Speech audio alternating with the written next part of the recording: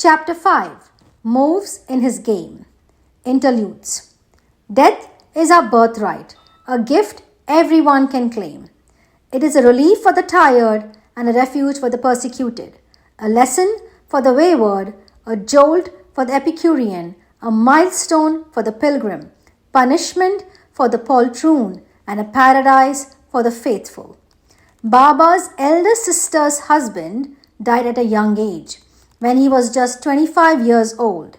Baba chided me for shedding tears. He asked, "If there is to be no birth and no death, how am I to spend my time?" Death is but a move in his game, an exit in the divine play, at which the player has to leave the stage. Baba says that the finitude of the body and the infiniteness of the soul have to be stoically accepted. He creates ash and applies it to our brows to remind us of death and the change of the body thereafter into a heap of ashes. That helps us develop detachment towards worldly things and turn our gaze towards lasting values.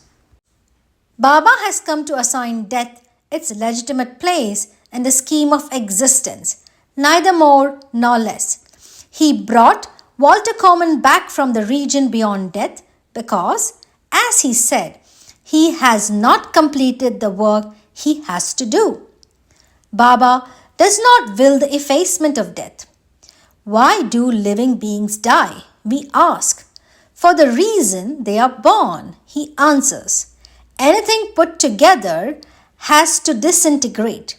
Anything that originates has to end. But man can escape rebirth by cutting off the roots, namely the deposits of karma, good and bad, that burden his account in the book of God.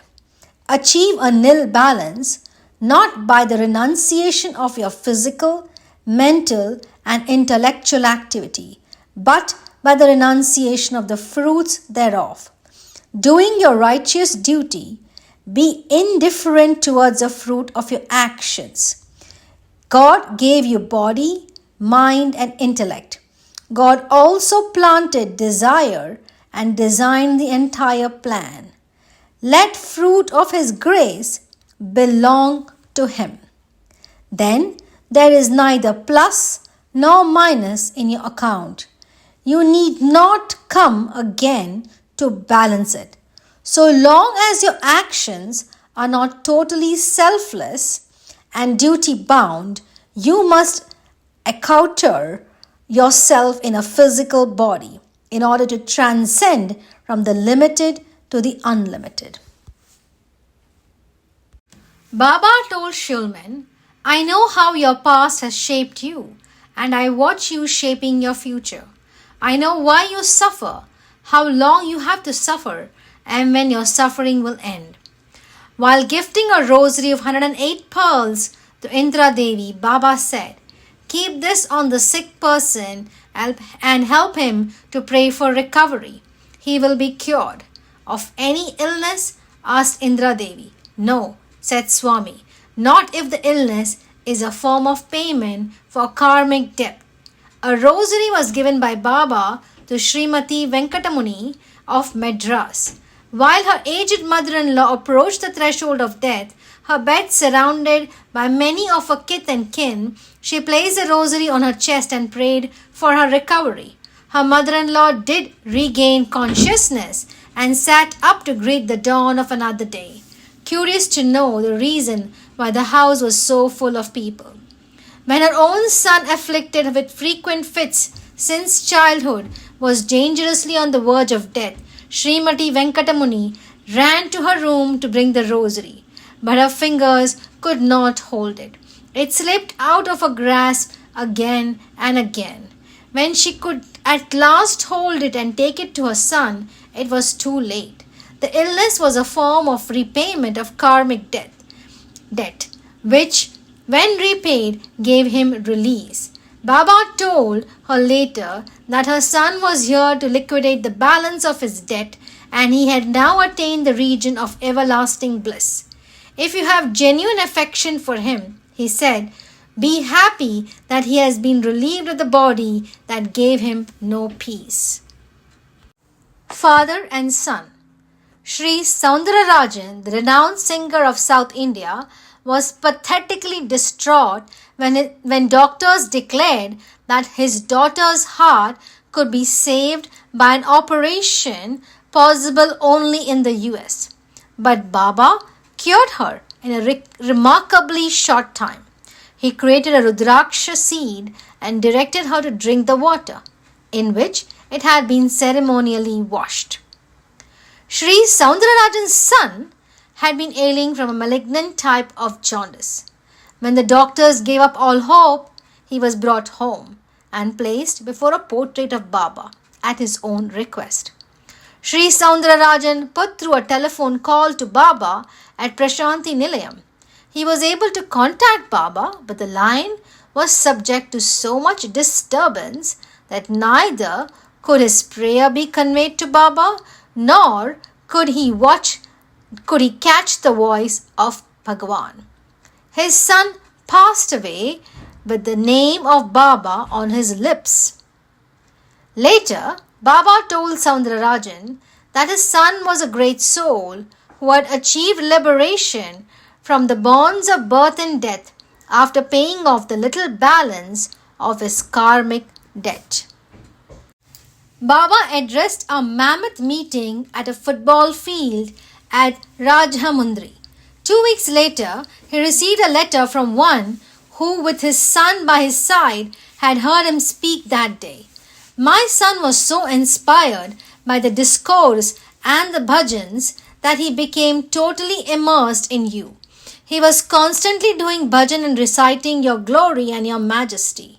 He passed away while he was in that heightened consciousness. I am glad I could claim such a pure soul as my son. We gladly performed the last rites, knowing that he had attained the highest goal attainable by man. There are cases of Baba conferring this boon directly when prayed for. The 8-year-old daughter of a lady known as Chincholi Rajamma used to visit Puttaparthi with her mother in the 40s. She skipped and ran, laughed and crooned, and flitted about like a ray of sunshine in the presence of Baba. One evening, while Baba was about to proceed with a small group of devotees to the Chitravati sands, she brought his sandals and placed them on the ground before him.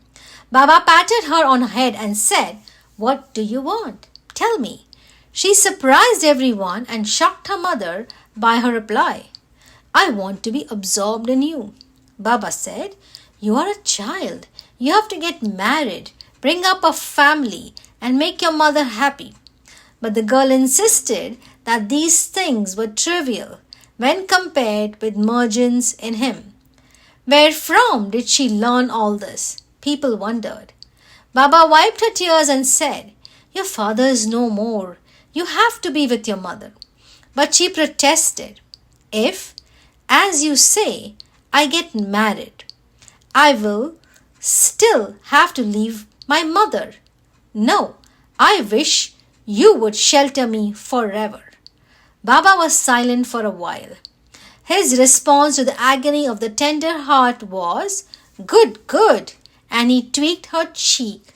5 days later, at Bangalore, on a Thursday, she died peacefully with her eyes fixed on a portrait of Baba, while she had herself adorned with garlands barely 3 hours before, while continuously reciting bhajans. The mother is now grateful that the Lord has welcomed her daughter into his arms. Sri Ranajot Singh was, for some years, in the 30s of this century, the Inspector General of Police in Mysore state. His daughter was suffering from acute colitis, which prevented her from taking food and drink. Her parents were devotees of Baba, and she too had deep faith in his divinity. It was a Thursday when Baba surprised them with a visit. He spoke compassionately to the patient and creating a dosa, hot, tasty and crisp, with the fragrance of fine ghee, gave it to the girl to eat. While Sri Ranajot Singh prayed that he blessed them with a visit, the next Thursday also Baba did not reply but left the house. On the ensuing Thursday, the girl sat up on her bed, had a bath, and did puja before Baba's portrait. Then saying, "See, Baba is calling me," she left her body behind. Baba had long ago created for her a silver plate with the markings of 2 feet, which he called Vishnupadam, the feet of Vishnu, which was always reverentially kept under her pillow. When she died, the plate disappeared and was never traced again, in spite of intensive search.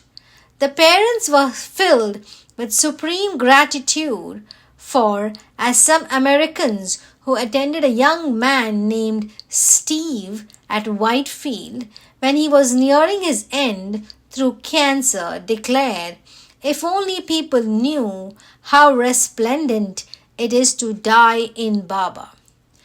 On this day, Steve stopped reliving his days of drugs and alcohol and emerged from the purificatory ordeal with an illuminating prayer on his lips and an expression of delight on his face when his prayer was answered by Baba.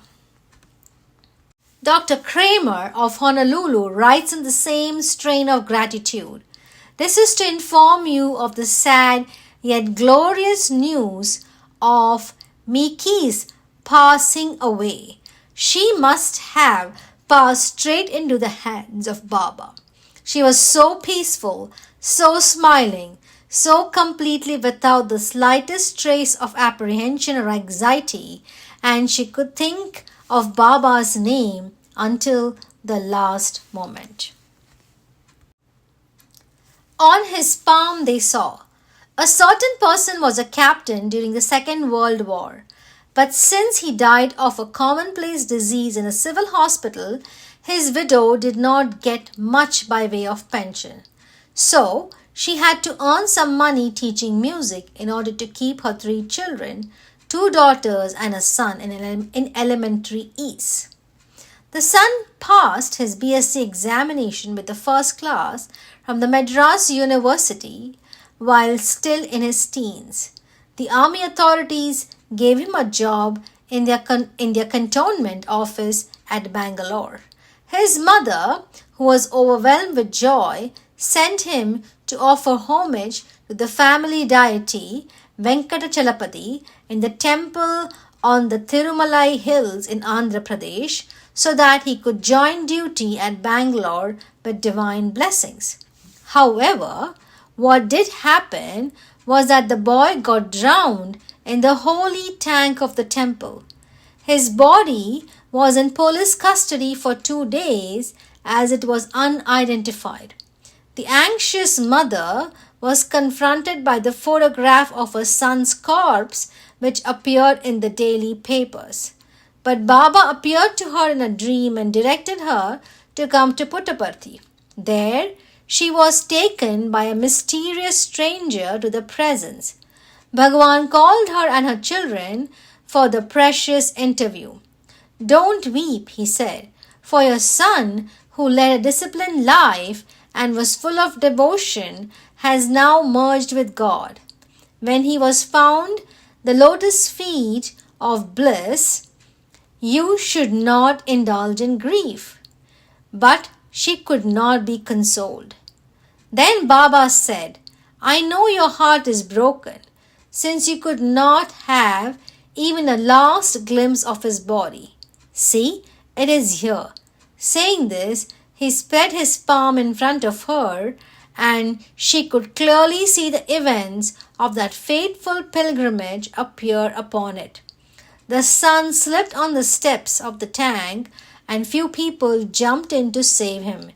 It was too late. Even first aid could not revive him. A lotus-like bunch of flames rose from his body and proceeded towards the innermost shrine where the idol of Venkatachalapati is installed, disappearing in a blaze of glory at the Lord's feet. Then she saw the idol come alive and change into a charming image of Baba himself. After some time, Baba spoke to her. Mother, the one you loved as your son was a staunch devotee of the Lord during his previous life. He was engaged in tapas for 12 years on the steps of the very holy temple tank. His deepest desire was to attain Jalasamadhi, water emergence in those sacred waters. To fulfill that desire, he took birth again as your guru, and as your guru has led you to me. Remain in Puttaparthi, ever singing the glory of Venkatachalapati, who has accepted your son into his fold. Today is Thursday. Sri Ramakrishna, professor of the Victoria College, Palghat, was returning home during the afternoon recess when an old man stopped him in the middle of the road. He appeared to be astonished professor as the very embodiment of Sai Baba of Shirdi. He said in Tamil, "Today is Thursday," as if that was a strange piece of news. "So, I am taking Ramesh with me." Ramesh was the professor's 14-year-old son. He had left for school that morning. The professor hurried home to discover that Ramesh had come home from school with high fever. He kept himself alive only until he could see his father and mother together at his bedside. The father wrote to me, "How kind of Baba to tell me that he was taking Ramesh, whom he had given me as a boon, and that too on a Thursday, the day when he advises us to offer ourselves at his feet." Some weeks later at Otakamund, Baba called in the professor and his wife for an interview and, confirming his announcement, blessed the boy's picture in his bungalow with showers of vibhuti. The mother of Lynn, the girl from San Diego on the Pacific coast of America, also had the consoling thought that it was a Thursday when her daughter fell from a tree and died, while attempting to save her younger brother from a dog. Lynn adored Baba. She was the brightest child in a Bal Vikas group. Her mother bore the calamity courageously and calmly, for Baba had granted her the wisdom to bear such blows of fate. On 31st December 1973, I had a letter from New Delhi from a bereaved father. He wrote, "I know I will not get any reply from you, as you are very busy, but I must write what I feel, because it helps me in getting nearer to my Lord, Sai Baba. I lost my daughter in Safdarjung Hospital on 21st December 1973. She dies of burns. During the 8 days I was with her, Baba was always with me. His presence gave me so much courage and peace that I could face the ordeal without a tear or murmur, and could accept it as his doing. I know that her death was so ordained. That is why my prayers to Baba failed. But his blessings were constantly with us, and his Charanamrit and Vibhuti were given to her before death. You will be glad to know that her end was very peaceful. Her bodily agony was not anywhere as great as similar patients in a ward. Please convey my thanks to the Lord." When an aged devotee, Raval Sheshagiri Rao, was on the last breath of life, Baba entered his room at Prashanti Nilayam and revived him, while helping him sip coffee. He was privileged to have been in charge of the shrine for over 14 years. He was well versed in the scriptures and very regular in japa and puja. As a matter of fact, he was passing out with the Upanishads on his tongue and Baba before his eyes. The 5 fundamental elements which, in combination, became this body of mine, a now parting company. He said, "What a glorious death," I said to myself. But Baba knew that he had yet to pay the last installment of his karmic debt. So he turned to him and reprimanded him, saying, "Why did you embark on this journey without first securing a ticket from me? Get down. Do your shrine duties as usual. Attend the forenoon bhajans and perform arati." There is no need to add that he did this as he was told. You cannot die. Let us consider the confession of a person living in Bangalore who was preparing to die. Vajral P. Parekh wrote on 18th August 1972, "6 years ago, I sat in the darshan line around the Sai Ram tree at Brindavan in Whitefield. Baba granted me a private interview. He exposed my private thoughts and worries and blessed me with the words, 'Be confident, have peace of mind. Baba's blessings are with you.' I was not blessed with vibhuti. My faith in him strayed hither and thither. When my luck ran out in my business and I was caught in much anxiety. Though I had secured a diploma in commerce in 1938, I found myself unfit in modern business techniques and was financially completely ruined. I was sorely dejected and decided to separate my soul from this body. I purchased a bottle of Tic 20 and kept it in a secret place. After having deeply thought over the matter, I decided to make use of the poison on 4th September 1970, the night of Ganesh Chaturthi. But my elder sister, who had been ailing for a few months, passed away suddenly that very day, as if bidding me to postpone my suicidal act. I could not understand the mysterious ways of Baba. I became more gloomy and finally fixed the date and time as 4 p.m. Friday, 11th September 1970, to swallow the poison which had a pinch of vibhuti, so that I might have a peaceful end. I went to my shop early that morning with the bottle in my pocket. I was alone and no customer was expected in the afternoon. I was feeling happy as the time fixed for death was approaching. I was reading the Sanatana Sarathi, which had come at noon by post, wondering how I would experience the miracle of Baba while dying into him. At 1:30 p.m., 2 plain-clothed men walked into my shop and wanted me to accompany them to the Sheshadripuram police station. I could not imagine why I was wanted.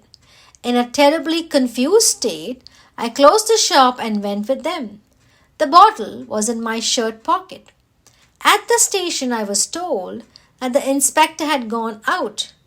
I was told that there was a warrant for my arrest from a magistrate at Moradabad in Uttar Pradesh. Then I realized that a case had been filed by a Moradabad merchant for non-payment of a bill by me.